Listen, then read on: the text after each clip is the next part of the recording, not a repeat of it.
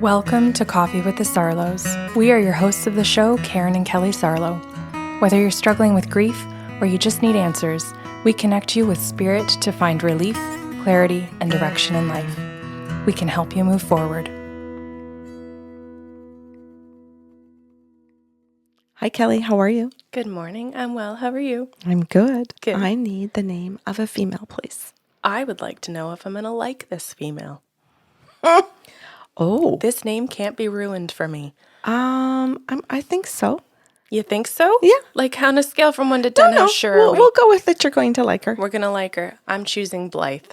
Oh, I understand why. This is my niece. Yes. And it's a very unique name. I'll say here in Ontario, Canada. Yeah. And I just don't want it wrecked.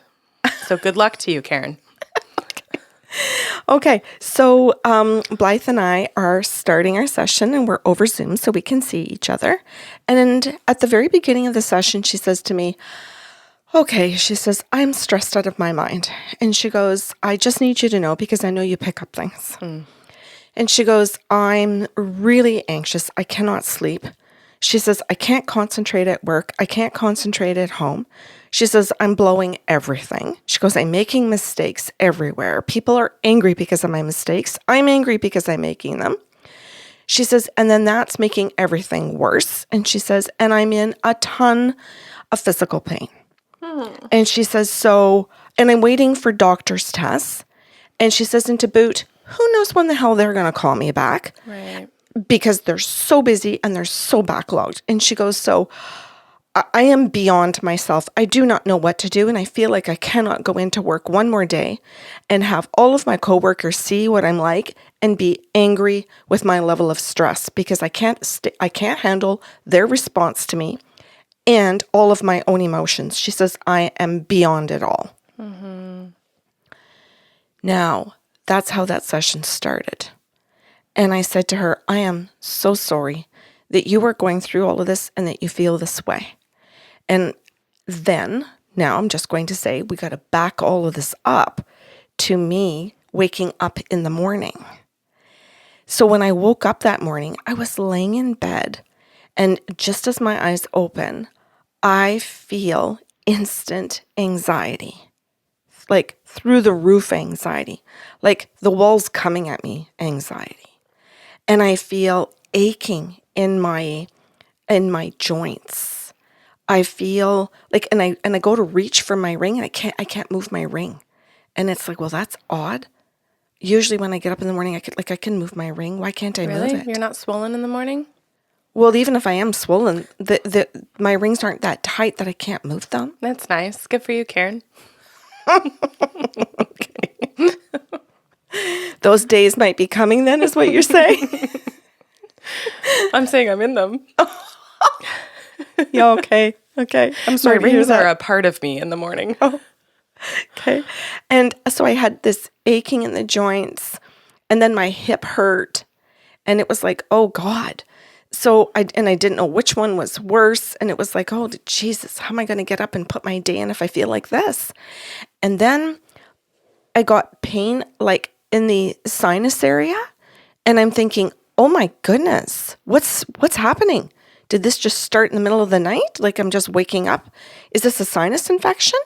And so I'm poking around on the right side, and I'm trying to feel like where it hurts in here, like what's going on in here. And then I get this loud ringing in my ears, and it's like, oh my God, this is tinnitus. Or some people pronounce it tinnitus. There's different ways to pronounce it. And I'm thinking, oh shit, what is all of this? And then I think, just a random thought going in my head, and I think, geez, I better call the doctor's office and ask them to put another run on my antibiotics. And I'm like, hold up. I'm not on antibiotics. I have not been on antibiotics. This is somebody else's experience. It isn't my experience.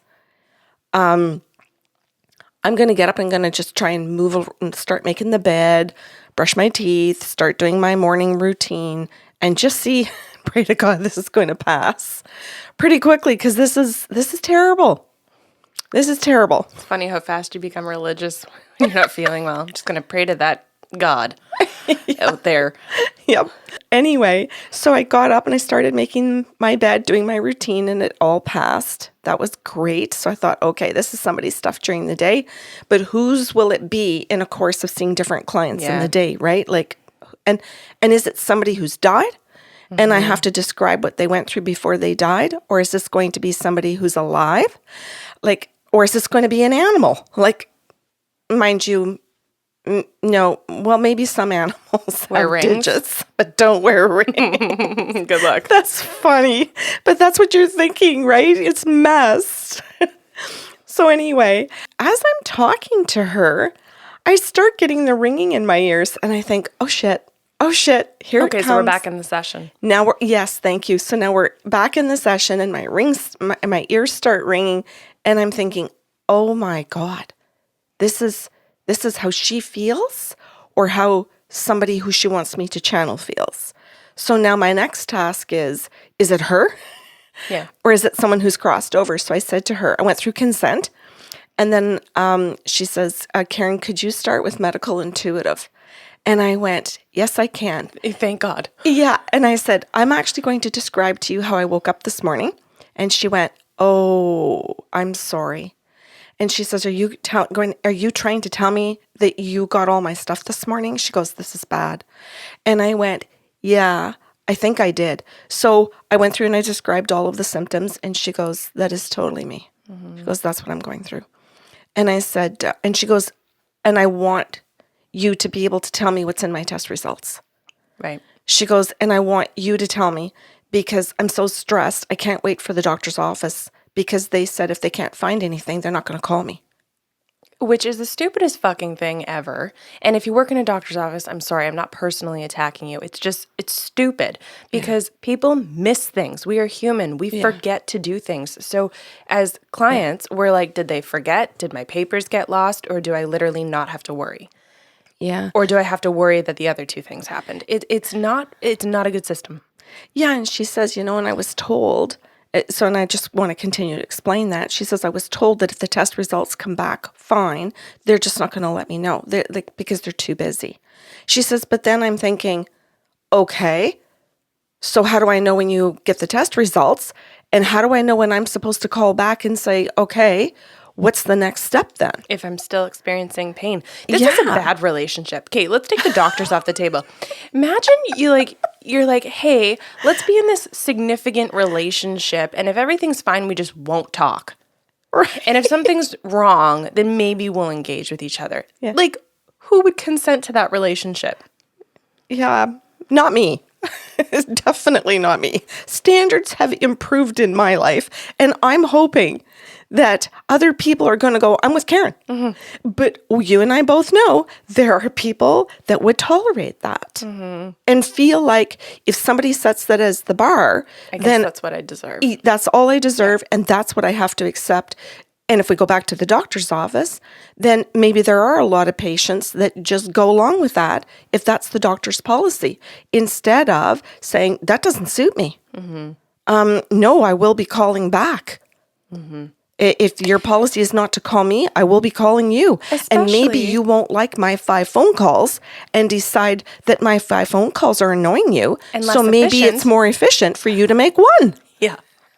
Oh. Huh. Right? Happy Saturday. It's just... Go on. Tell me about Blythe. Okay. So she wants me then to look at them, to do a medical intuitive reading for her. And the guide said to me, the test results are going to come back, that there's nothing wrong, that they can't explain the ringing in the ears. Okay, so nothing's wrong, inconclusive. Okay. And this, no, I'm not picking on you. No, I know. This is something that really annoys me, especially given the fact that we're just not going to call you. We know you're in pain. We know you have discomfort. We know that you're not functioning the way that you know that you can. Yeah. We're just going to say nothing's wrong, and we're going to help you problem solve absolutely nothing beyond this test. Yes. Not even, if someone sits down with me in a life coaching intake and says to me, I'm distressed over these things, and it happens to be eating disorders or sexual assault, I don't sit there and go and call. Mm-hmm. I say, hey, there's some professionals that are really well equipped to handle those things. It doesn't happen to be me, but you're still in pain and we got to point you in the right direction. Thank you. So when I asked the spirit guides what was going on, they said it had to do with COVID. And it had to do with the fact that she had all these symptoms as a result of COVID. And that the doctor knew she had COVID, knew the symptoms were as a result. But given where she lives, this doctor does not feel that they're able to report the symptoms. Their medical system doesn't want that kind of information. I was going to say we probably just lost some listeners who don't believe COVID is a thing. That's okay. Yeah, it's still it's just a story, and it's not my opinion. It's just what this person is going through. So the doctor is not in a position, and I don't know where she lives, by the way. So somebody thinks, well, that's not, you know, just never know. Canada. That's not, you know, Holland or whatever, right? Wherever you're listening from. I'm just saying wherever she lives, this is what's going on in her country. The physicians are not allowed to report any of the symptoms of vaccinations or any of the symptoms of COVID and what it's doing. It's just not happening. So I mentioned that to her, and she said, "I've heard that in the news here." And she says, and it leaves me with, I don't know what to do. It leaves me with, now I don't even know what my doctor's protocol is. I'm hearing this in the news, so I'm really frustrated, and I'm you know, I can feel for my physician if this is the position they're put into. Yeah. But it might mean that there's just the two of us don't know what to do about it. She says, so I'm reaching out to you. And the spirit guides came in and said, her diet is shit. Number one, her diet is horrible, and it was horrible before COVID. So she went into the COVID situation with really high levels of inflammation in the body. But because she is not extremely overweight, she is overweight, but it's not extreme, like it's maybe 20 pounds. She doesn't feel that it's that she's overweight to the point where she would have any problems, and that she doesn't think that she should have any issues with insulin resistance or anything like that. She thinks she's fairly average. She can look around and point at a lot of people that have. But if you belong to a psych ward and you feel like you fit in and you're fairly average in your environment, that doesn't mean you're good to go. You're on your game today. Thanks. I like really and honestly, and you know what? I was just watching Parks and Rec, which is a fantastic comedy show. It's on Prime Television if people have that. They often make fun of how obese the states are, or individuals in the United States. And I'm not looking to pick on anyone, obviously, but it's a norm of the size of portions that are happening in the United States. And children on average are on the end of obese when it comes to weight, right? If you're saying, well, I mean, compared to my environment, like I'm pretty average, like, okay, that's not a healthy standard. And that's the point. You're missing the point at that. At that point. And the guides point this out to her, that she actually feels that she's in very good shape. She feels that 20 pounds overweight is very normal, very healthy, very, very good. She doesn't see any of it as an issue. So when the guides come through and say, your system is in high states of inflammation, and I can find it everywhere in your body. So then I said, so I can feel it in your fingers. And she goes, well, I don't even know what that really means. Like, what would cause inflammation? And I said, please call me. Please call me. And for anyone who's also listening to this show and is like, oh, whatever, it's 20 pounds. Go to the grocery store, pick up 20 pounds of potatoes and walk corner to corner. And tell me that you don't feel taxed. Yeah, so she doesn't. But you're making great points, so thank you. No, she doesn't, because that's her day-to-day experience, and she has adapted to it. Exactly. And so the guides are trying to point out to her that she's in denial. They're trying to point out to her that she's normalizing something she shouldn't be normalizing. And they pointed out to her and said, you are eating wheat on a daily basis. You are eating sugar. I'm going to say something, like at least 3 times a day. At least. And they said to her, it's almost hourly, because you eat a bit of sugar, breakfast, lunch, and dinner. You eat a little bit, even if it's just in your sugar, your ketchup. Hold up. Sugar in your sugar? Well, I'm going to... I mean, I would put a teaspoon of sugar in my mouth. I would say... Did you mean a different food? No.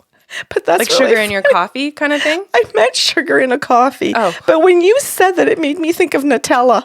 Oh, fuck yeah. It By made- the spoonful. Or peanut butter.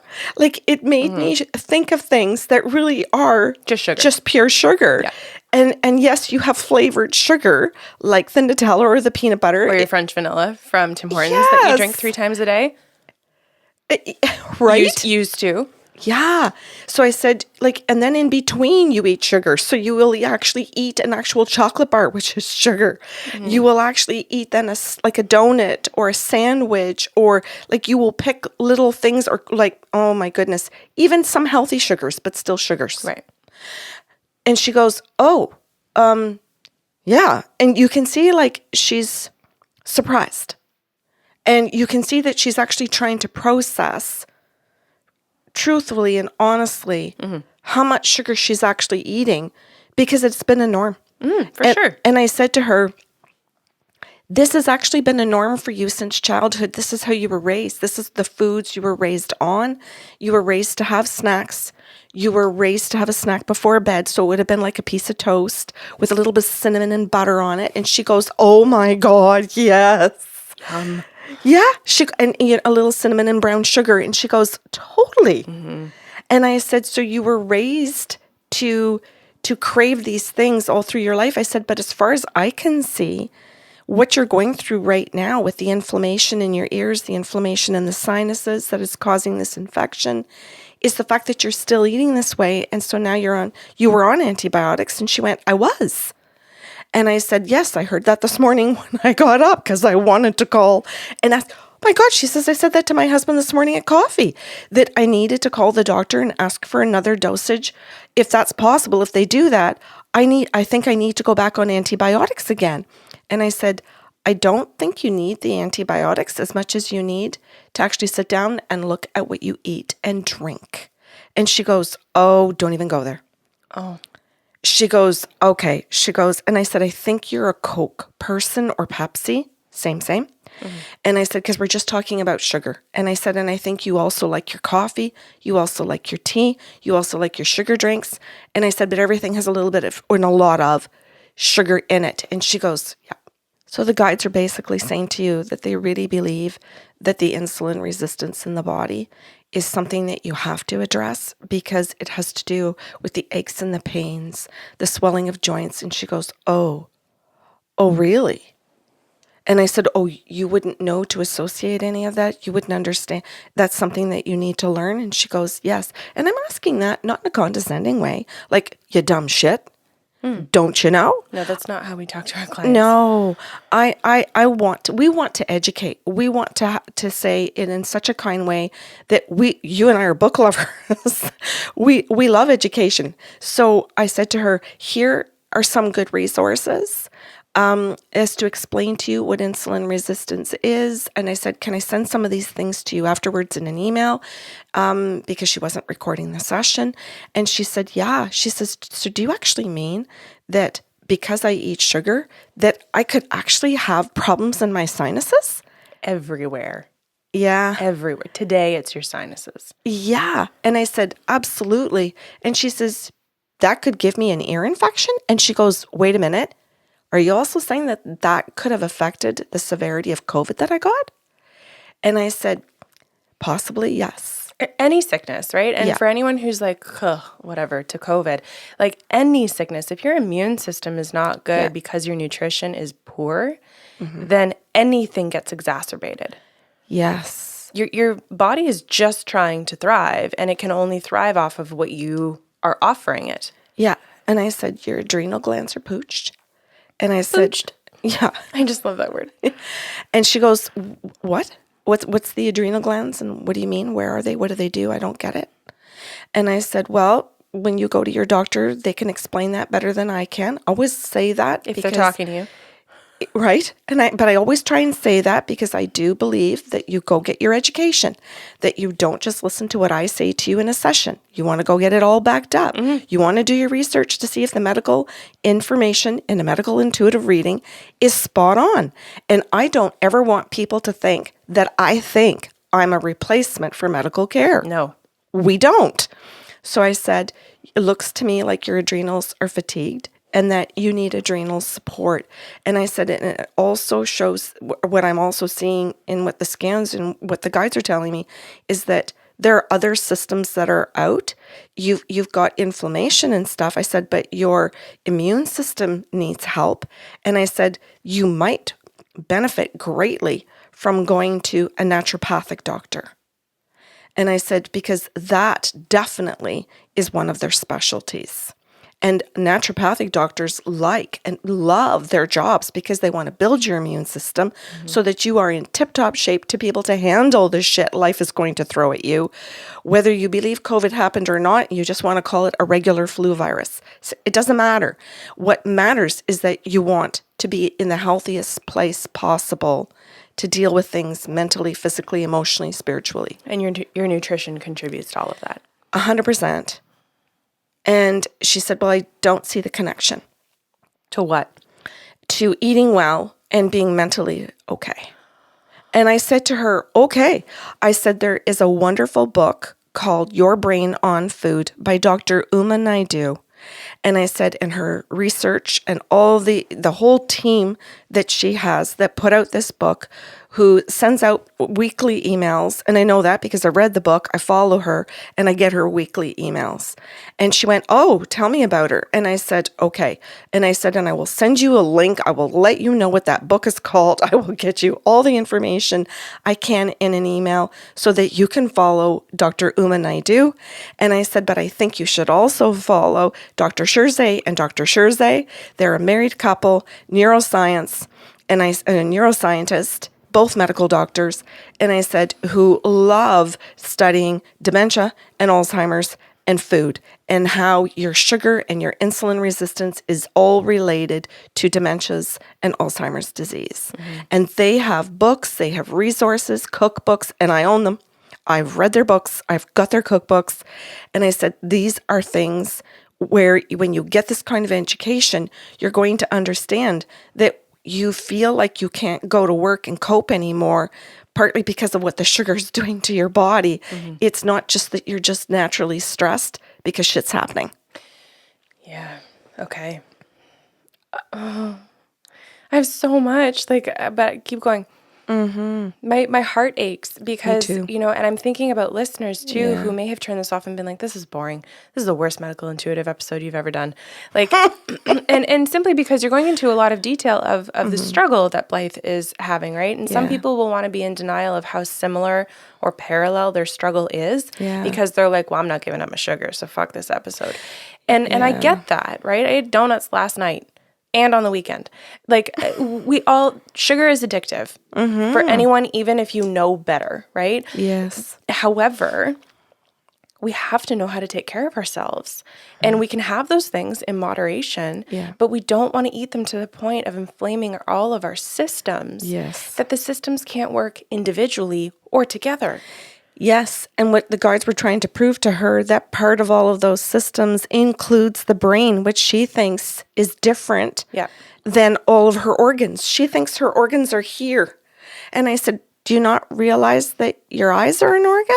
Like, do you not think that there are skin? I said, do you not think there are organs in your head? And she goes, no. And this woman is smart. This is a professional woman. I went into the Englishes and the psychologies, okay? People go into different fields that have nothing to do with other fields. And we can't all know everything about each other's fields. That's why we have to lean on professionals to say, hey, tell me what I don't know so I can help myself. The same way I look at my plumber and go, I don't know what the fuck's going on. You tell me. Yeah. And I will value you for what you tell me. Yeah. And when you fix the plumbing, I won't say you didn't know what you were doing. Yeah. I'm not going to trash you after you've already done the job for me. Right? No, we're supposed to value what the person does. But, pardon me, in addition, I didn't want to say but to your statement. I'm going to let them do what they're great at, but I'm also going to ask them what I need to know on a day-to-day basis for good maintenance. And to know, what can I do for myself with plumbing, and when do I need to call you when it's beyond me? Right. Which is what we're trying to say about nutrition. What can I do and learn? What do I need to know and learn in order to help myself on a regular basis. And then when I reach a certain point of certain illnesses, or when a dietary lifestyle is no longer working for me, then I'll know when it's time to reach out to a professional and say, okay, there must be more I don't know, go on. I remember one time having somebody to the house to do something, and the repair person said to me, at what point in all of this process, when you got to chaos, did you deny the fact that you were beyond your abilities and knowledge and should have called me? All of the way, sir. All of the way through till now. I died laughing. Like, we both burst out laughing. He goes, I'm really glad you have a sense of humor about that. But he says, I purposely asked my clients this to make a point. Was it our dryer guy? No, it was the washing machine guy. Totally. Same guy, but Richard. pardon me. So yes, in answer to your question, just different machine. But the point being, if we're coming back to Blythe's situation here, Yeah. you've got to know the markers in your own body. So like, and I'm not picking on Blythe, I'm just giving an example. When your fingers started feeling like a 5 out of 10 pain, before you became adapted to the 7 out of 10 pain, how come that wasn't a question where you went, maybe I should talk to someone about this? And then, of course, you know, when this started to become tender, how come we didn't call someone at a 2 or a 5 out of 10 pain and say, I have questions, and waited until we had a 9 out of 10 and couldn't function, right? Like, you have to know the markers of your own body, and this is why self-awareness is so important. If I don't know what my baseline is, and Blythe has a good reason, right? You're talking about her being fed these kind of things since childhood. Yeah. She may only know pain. She may only That's know right. discomfort, right? Oh, yeah. And she may only know overweight. And so what markers is a fair question, because she's never been told to check in with her body to say, how do I feel versus how do I want to feel? Oh, Kelly, I love how you're presenting this for everybody. And I just want to say that this was part of her session as well. Of course. Was this beautiful conversation about it's not her fault. Yeah.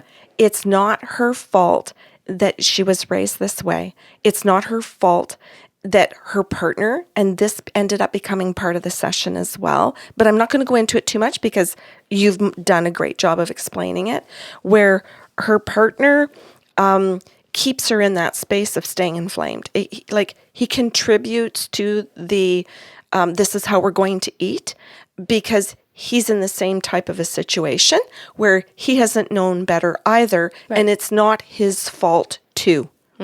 So, but the guides bring it up because at first when they bring it up and they say how he encourages her to stay. So if she says, you know, I need to lose a couple of pounds, he'll go get groceries and come back with all kinds of shit again. And she's like, I just said I wanted to lose some weight.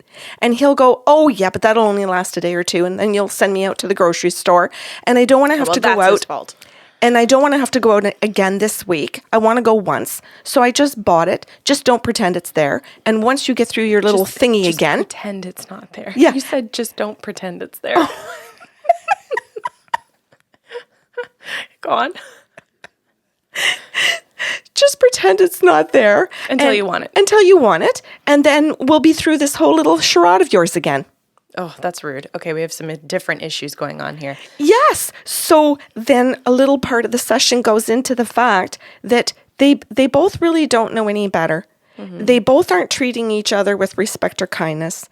They both really don't know when to call the doctor's office and when not to, which leads to all of that stuff that you were saying about that you really don't even know your own body. So you don't know when it's reasonable to expect help or when you're supposed to actually help yourself. You know, and like, I want to say this too, this isn't just people who have grown up like this, right? Like, I've spent probably the last 3 months in chaos at work here, just in terms of the load, right? Loving everything that I'm doing, spending way too long at the desk. You know, it's 14 hours some days. And I get up and I do a little stretch and movement in between, but like, I'm aching at this point because it's been too long of an unhealthy routine. And I caught myself one day where I was like, I guess I just have this pain now. This is just my body now. And the other part of my brain was like, pardon me? Like, pull a Kelly Kapoor on The Office. How dare you? Right? Like, how dare you accept that this is just how things are when you know better that you can actually be doing better, right? And part of what you're talking about is these two individuals didn't know what they didn't know. And we can't be faulted for that. When you know better, you have a personal responsibility to do better. And that's where the guides are thrilled that she's called, because they're now telling her better. Yeah. And I want to say that. I don't want people to think, oh, Karen told her better. No, Karen, not to be rude, you're a very loving person. Karen doesn't give a fuck. She's just channeling. Yes. There's no opinion. It's not what she thinks. She's listening to the sensory experience of the guides and just giving the information about what Blythe needs. That's exactly right. Exactly. Good. Okay, back to you.